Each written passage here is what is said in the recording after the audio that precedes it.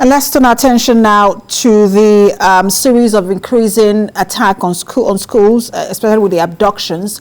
Joining us now to discuss the new trend of attacks on schools and what can be done to curb it is the CEO, Sabiteach, Wale Ogunjobi. Good to have you join us, Wale Ogunjobi. Thank you very much for having me. So we're having a situation where school children are now being caught in insecurity and all of that abduction, like we've never seen before in the history of our country. And for a country where we already have a low perception of the value of education, what impact does this have? Well, first of all, I would say that the brain behind the whole insurgency, they know what they're doing, because one of the ways to prolong or to extend the state of insurgency in a country is to make sure that education is actually under attack. And that's why you see that their target most of the time is education, which are schools, and the more they do this, the more children, don't attend school. The more even parents are afraid to send their children to school, So, I mean, it's really alarming to see that we are not looking at it from the perspective of the future of a nation, because the truth is, you cannot have a strong nation with good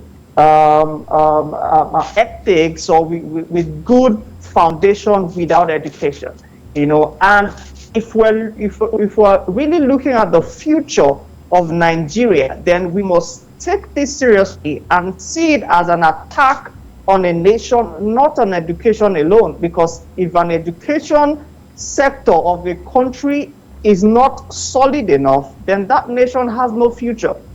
And we need to see this not as an attack on education alone, but an attack on the nation Nigeria. And I was telling some folks of mine that the solution to this insurgency is actually not closure of schools, because the more we close schools, the more we shut down some schools, the more these guys are achieving their aim, which is, to destroy the future of Nigeria. And as a matter of fact, what we're experiencing today is just the fruit, or the harvest of the seeds that have been sown several years back. If education has been taken seriously, we won't be having the same situation that we're in at the moment.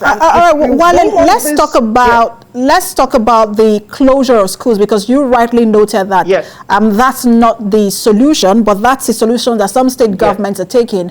And we've also seen parents saying, look, we're not taking our children back to school.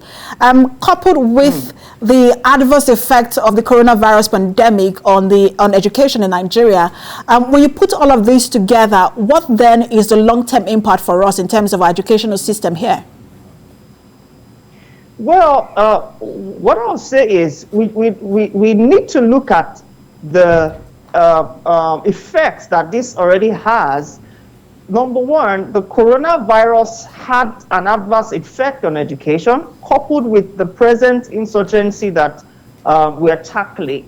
And as I speak to you right now, we have over 13.5 million out-of-school children in Nigeria. That is huge.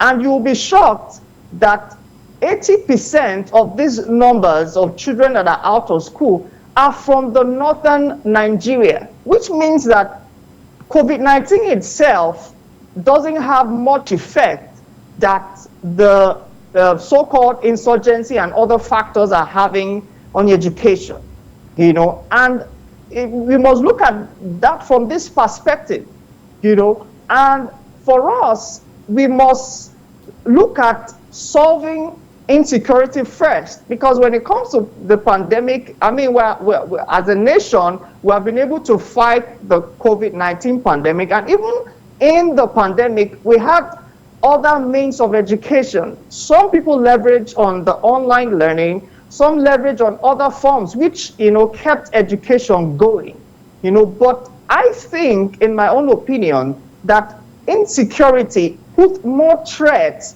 to education than the COVID-19 pandemic, and we need to take this seriously.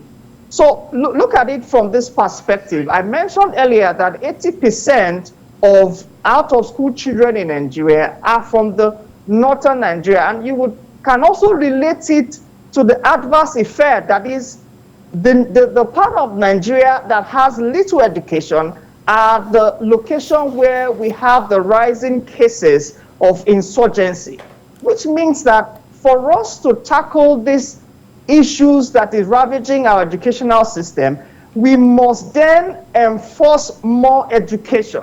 Because one of the ways where we can solve, the question is, why are people into terrorism? We could say poverty, but I mean, that's just, we have other factors, but the main factor is that education plays a huge role in making people live right in a nation. Look at nations. Absolutely. That's like saying that the solution to this crisis is that people have to go to school. So it is more like an irreversible reaction. Go to school to end the cycle of poverty, to end insecurity. Thank you so much for talking to us, CEO Sabiteach, Wale Ogunjobi. Thanks for talking to us. Thank you for